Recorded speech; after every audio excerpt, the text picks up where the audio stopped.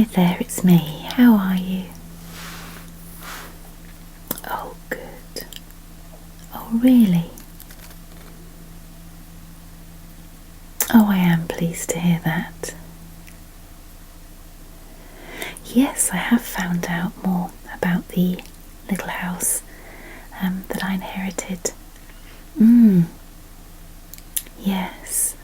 Well, I haven't been able to get up there as much as I like because the weather has been so awful with all the rain. But I knew that you'd be interested to hear what I'd found out. Yes. Absolutely, yeah. Let me just see, because I made some notes.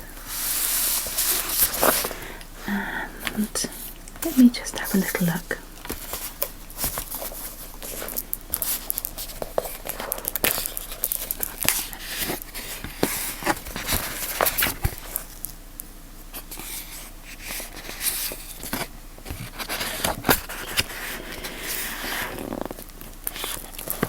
Well, do you remember in my last conversations with you, I said that we found out that she was actually married from the wedding photos and things, which we didn't know about.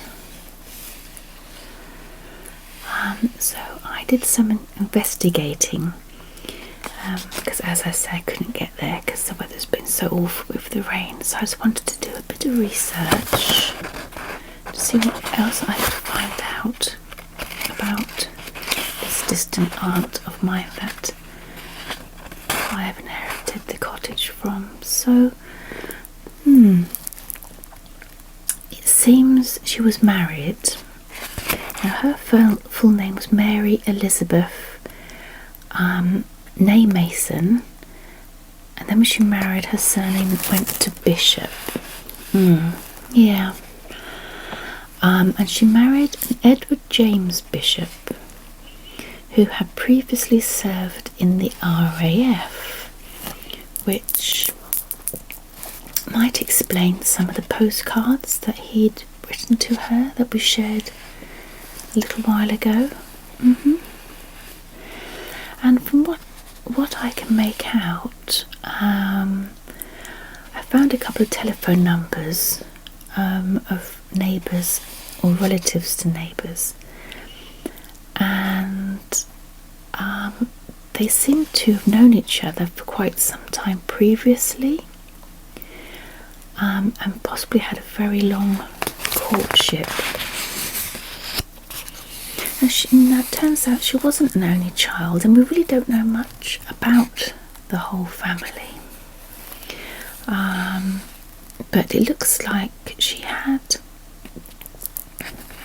one sister who migrated to Australia. There doesn't seem to be a lot of communication between them. Maybe that's just because of the times, I'm not sure. But sadly it seems that her sister, Catherine Jane Mason, drowned while swimming at sea. And yeah, young, in her early 30s. Again, I couldn't find too much because it isn't in the UK records. Yes.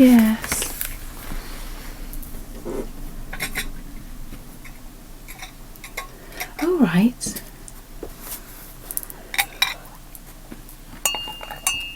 I see.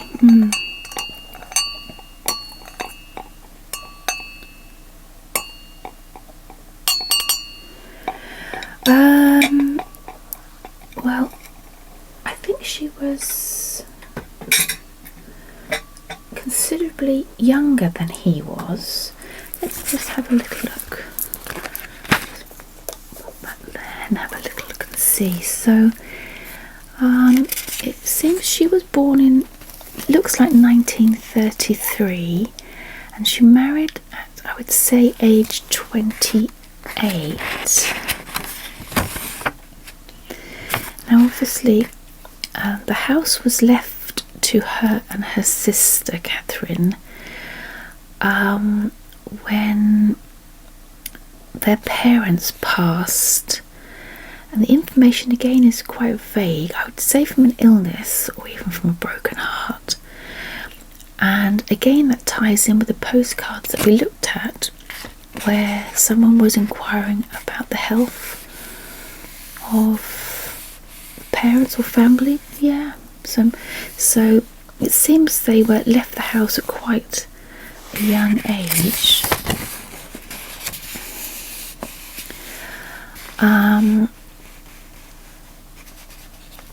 So I'd say there was 8 years between them.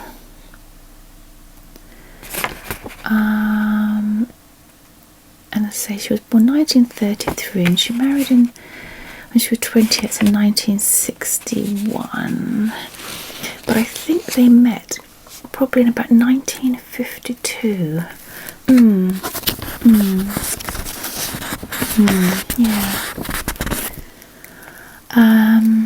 It seems when he came out of the RAF, his family had a Christmas tree farm, and either she'd go and help, or I think he was heavily involved in it. But their courtship seemed to start when she was collecting a Christmas tree for the house for herself and her sister Catherine before Catherine emigrated.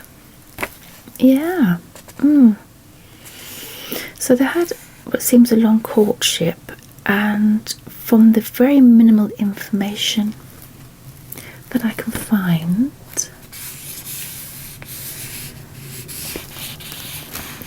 they had a small wedding at her home, possibly in the gardens. Let's see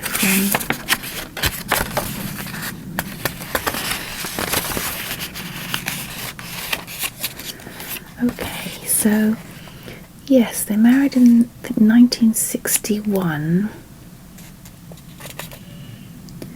and I think on an annual basis they celebrated Christmas together and really made quite an anniversary out of it, inviting neighbours and possibly a few close friends or special individuals, or maybe his family, I'm not sure, around Christmas time.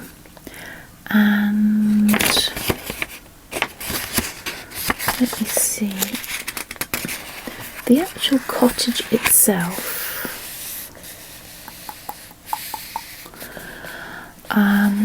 was originally called, for the paperwork I received, Garland Cottage. So already a Christmas theme there, but it seems when they married, to celebrate how they met at Christmas time and having a Christmas wedding, and I believe obviously the whole association with Christmas, the Christmas tree farm that he and his family had, they actually changed the cottage name to Christmas Cottage. Yes.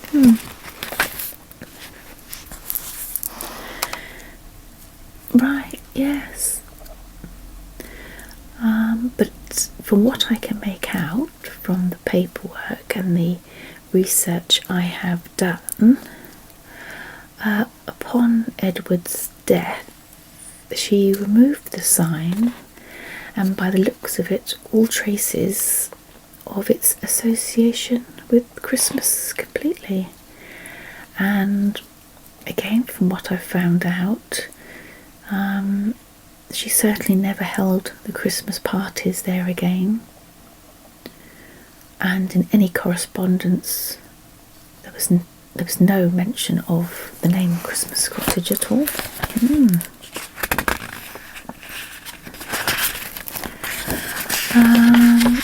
I did find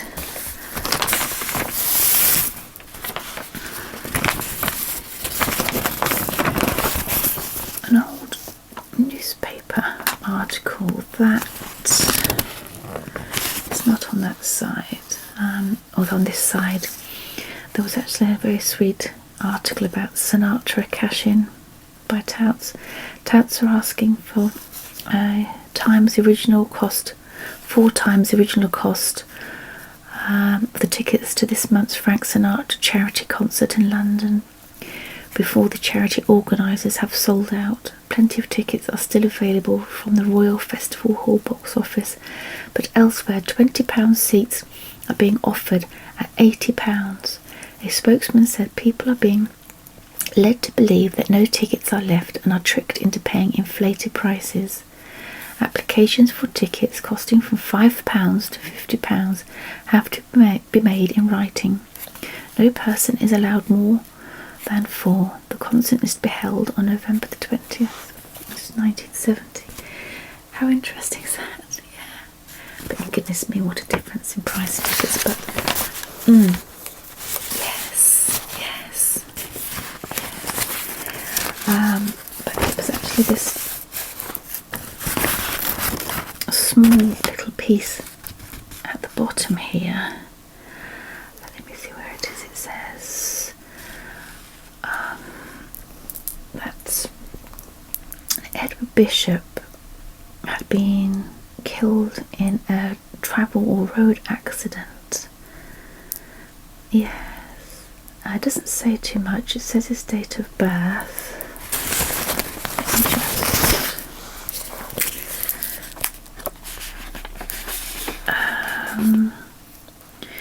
Yes, it says he was age 45 when he was killed. And it talks a little about his career in the RAF.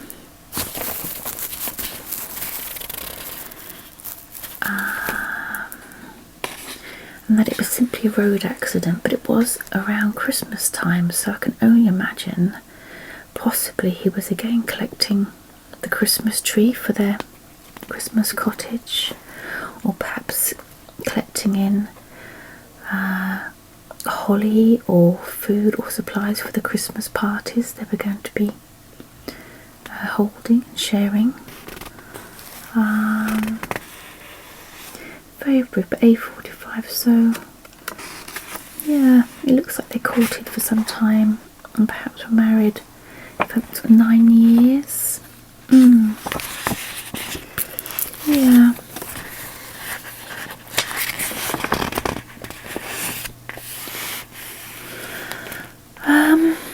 But the thing is, I can't actually find at the moment where he's buried. Now, obviously, I know my aunt has been cremated, but where her husband is buried is at the moment unknown.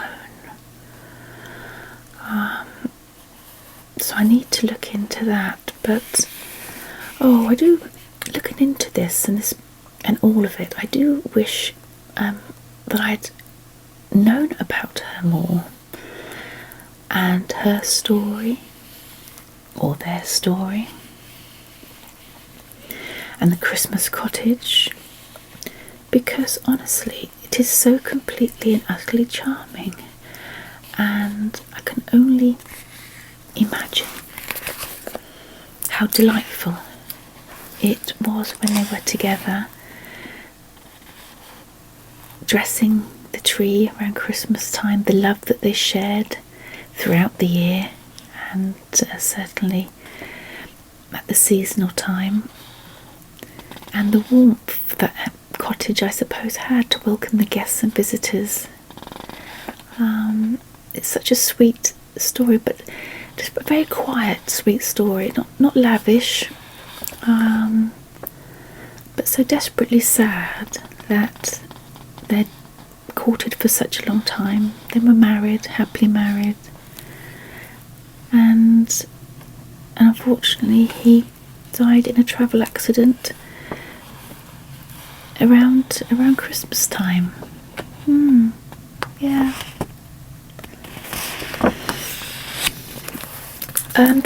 Those keys, yes. Yeah. Well, as I say, I haven't been able to get there as much as I'd like to because of the awful rain that's been coming down and it's rather scuppered my plans a little bit to get there. But from what I can make out at the moment, all these keys that she has in pots around the house or hanging up don't seem to fit anything. So it might be sad, but maybe it was her way to try and find a way back to him. A key in every room. I don't know. But what I have found is the key to the suitcase, and I believe the key to the garden gate. Yes, there's a large wooden gate. As I said, that seems to be perhaps a courtyard behind or something. I'm not sure. It's surrounded by a large brick wall. So I do hope to get there very soon. And obviously we're approaching December ourselves, aren't we? So it'd be nice to find out more, particularly as it's this time of the year. Yes.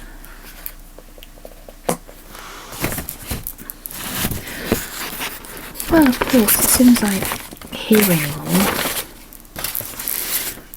I can definitely give you a call, or if you are free, pop over and have a cup of tea with me and a nice little catch up. And if I have anything else to show you, we can have a look together then. Yes, absolutely. Okay, super. I'm so pleased that we were able to have this little chat. Yes. And you take care of yourself. Oh, I will. And I'll talk to you very soon. Okay. Take care. Bye for now. Bye-bye.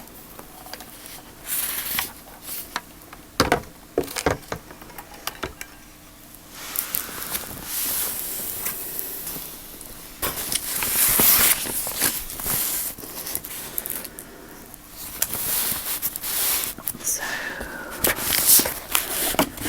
I need to look into what's in the suitcase, and what shall we do with her ashes after she died at age 89. What a long time to be on your own for after the passing of her husband. So sad. And the key to the gate.